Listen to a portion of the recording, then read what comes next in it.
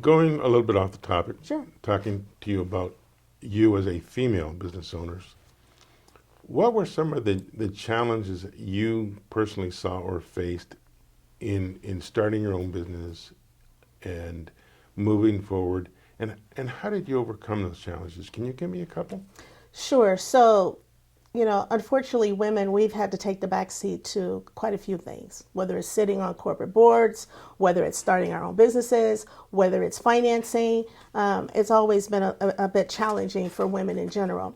For me, I had such a special niche market when it came to HR because everybody needed to be compliant. I think the problem for me was just kind of reaching my core clientele, trying to find my niche. How do I get in the door initially? And so I just began just to network like crazy. That was my thing.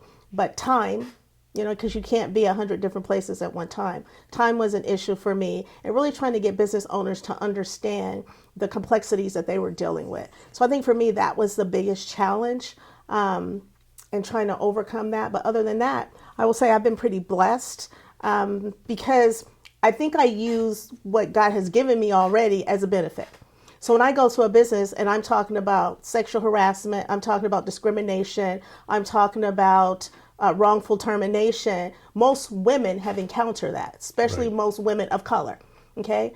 I don't know a woman that hasn't been sexually harassed in the workplace. I don't know a woman that hasn't been discriminated against. And so I think for me, what's been beneficial in my business is when I go in and sit down and have a conversation with a business owner, who better can help you navigate through some of those issues than somebody as myself. So that's always been a benefit for me. So I really haven't had a lot of struggles. I think time management initially was extremely challenging because I would be sitting in ICU with my son trying to manage a business as well. So I think for me, that may have been the biggest adversity that I needed to overcome. And can you tell me how supportive are you? Now, I understand that you're currently the president of the Inland Empire National Association of Business or Women Business Owners. Other than that role, or that role as well, how are you supporting other women business owners? I believe in giving back.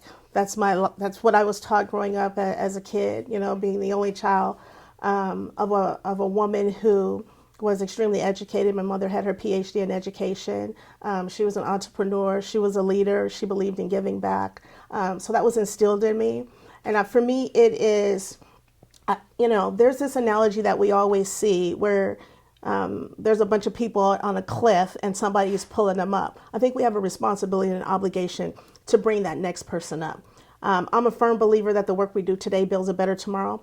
I can't do it all on my own. So what can I do to inspire another woman business owner, another female, a young lady in order to excel or propel or take that leap of faith to do what it is that they know that's burning inside of them to do? How do you take your passion and turn it into a profit?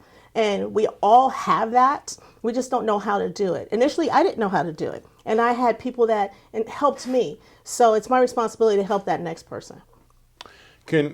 For our audience, can you give me a brief description of what the association is and what the goals of the association is? Sure. So as you indicated, I'm the president of the Inland Empire chapter. So our chapter encompasses both Riverside and San Bernardino counties. I'm also president-elect for NABO, California. And so the National Association of Women Business Owner is the only premier organization for women that deals with an advocacy. We're not a networking group, but I do say we do that good old girl networking. Because typically if there's somebody that I need for a particular client, whether it's a broker, payroll specialist, or something like that, I'm going to look in my NABO bank, so to speak, my NABO sisterhood is what we call it, and see if there's a woman business owner that we can use. And so we really advocate on behalf of women business owners. So I'm not sure if you're familiar with HR 5050. That was a law that was passed where a woman couldn't get a loan without a male counterpart, a business loan. And so a lady had to literally have her 17-year-old son sign on the business loan, not that he had credit, not that he was established, but because he was a man in order to get a business loan. So in a brief synopsis, NABO is an organization where if there's not a seat at the table, we go create one. We were responsible for NABO California was responsible for writing SB 826 that said women need to be on corporate boards. So, we really are a sisterhood. We propel women into economic, social spheres. We really advocate on behalf of women business owners from a public policy perspective.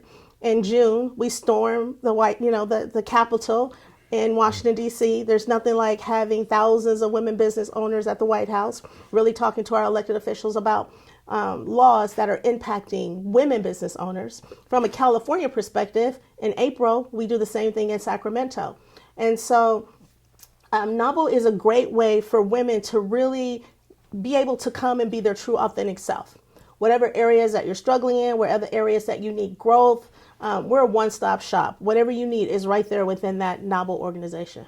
And that ranges from the small 1 or 2 employee women business owned shop, like a coffee shop or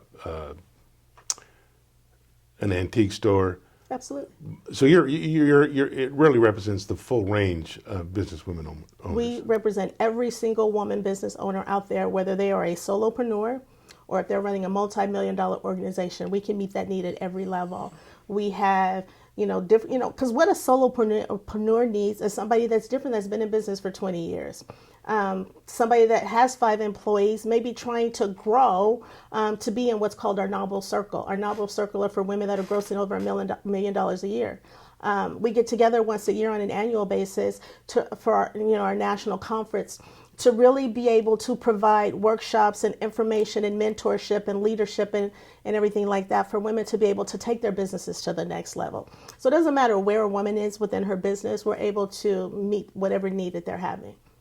And one of my final questions is, from a leadership role, both as a business owner and as a female, what words of advice would you give to people looking to start their own business, or a young woman looking to venture out? So for me, just do it. I think Nike coined that phrase, but so many times we let fear stop us from taking that leap of faith. And you're never going to get anywhere if you don't live on the edge. And so I'm one of those people where I just kind of leap on out there. If I fall, that's fine, but I get up. So I tell women, don't be afraid to try. Failure is in not trying.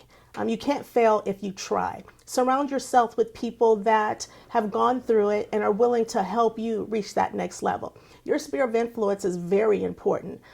So you really have to analyze that. And then they have to be prepared to, each time that you excel, those same people may not be able to take you where you're trying to go. So you have to be open to receiving information from others that have paved the way before you, so to speak. So I like to tell women, hey, be encouraged. This is our time. This is our season.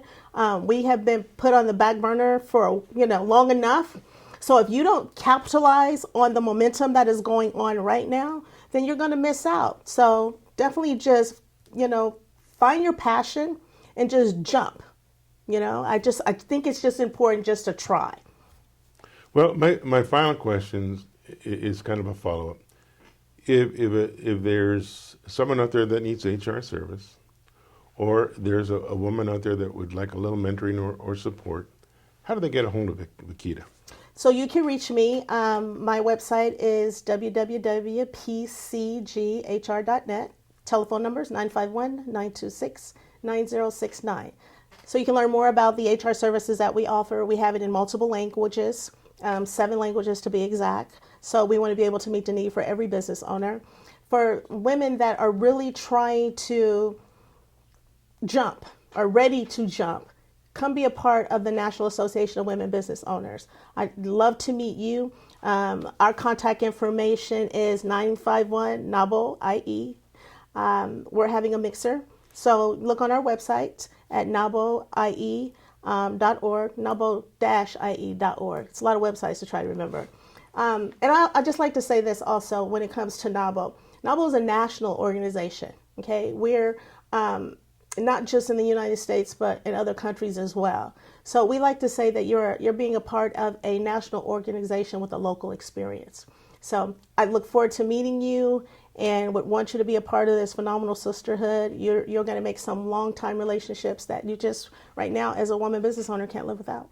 Thank you again, Vikita, for your time. Thank It's you for been having very me. educational and informative. If you'd like to learn more about Vikita, we will supply you with that information. Again, this has been Dwight Cromie.